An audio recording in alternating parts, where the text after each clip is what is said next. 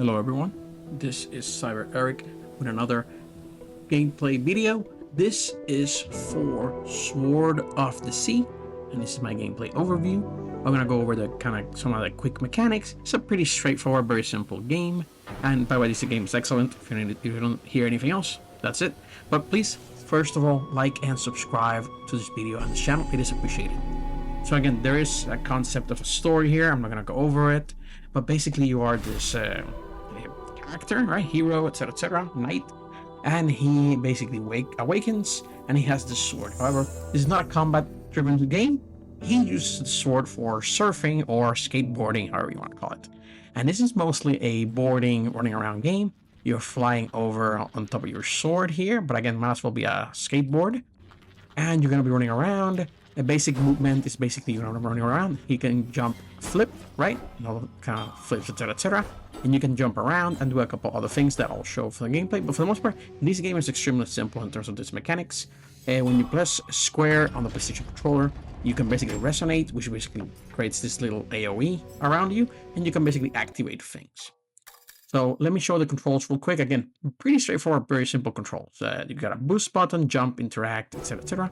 Pretty simple controls. This is more like a art piece game, etc. However, by the way, this game is outstanding. If there's any doubt there.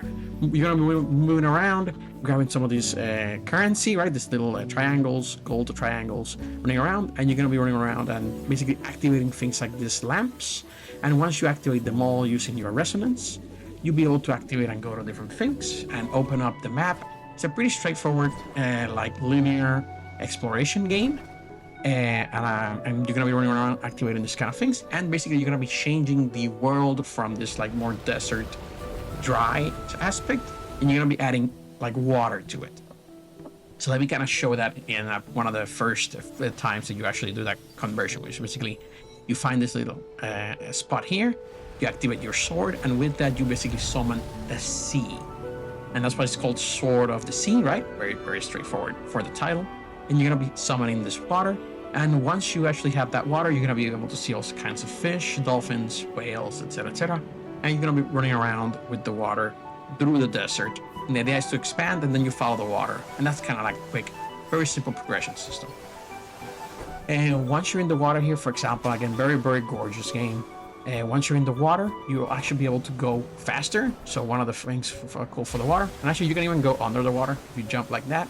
You'll be able to go faster and transverse faster in terms of the area and moving around the map.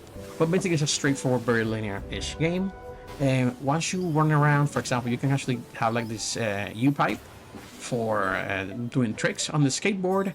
And you'll also be able to find this character that you can give him the golden triangles for currency, and he will give you basically different things like tricks and other like skins, etc.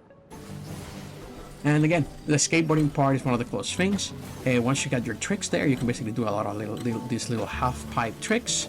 Very simple-ish mechanics. This isn't Tony Hawk Pro Skater, but it's a lot of fun. And you're gonna be moving around, doing different tricks, grabbing the gold, and that's basically it in terms of like activating the water. As you explore, and feel free to explore, you will find a couple of secrets here and there. You'll find different chests, different items. For example, when you press your resonance, you'll also be scanning the world. So things like chests and other things will basically glow in the background. And for example, here you can also wall ride. For example, here, and then you're just basically running around, exploring the map. Very good controls, by the way, for this game. Again, pretty straightforward. There's like a little boost ramp here, and I find the little spot up here on the ridge, on the corner. And you're basically running around and exploring and unlocking different things. As you explore the map, as I mentioned, there's different things to unlock, and there's different challenges. For example, like I'm showing here, this trick challenge, which is relatively very easy, but very cool to do regardless in terms of like running around with the skateboard-ish sword and doing sort of tricks to kind of get like high score. So yeah, as you explore, and again, this game is pretty straightforward, pretty simple. You're gonna be running around your little skateboard sword here, running around, exploring different areas. The level changes from time to time. Pretty linear. Again, there is a story where you're basically being tracked or are tracking this character, etc. And it's kind of like an excuse. There is no dialogue in this game. It's all visual. But the visuals are outstanding, as you can see here in the background. Once you convert, for example, this sand into water, it just looks gorgeous. Everything looks beautiful here. I super excellently adore this game. It's just a lot of fun. And a lot of fun to play. Well, that's it for this video. Thanks everybody for watching. Please like, leave a comment, and subscribe to the video. And as always, have a good one, everyone.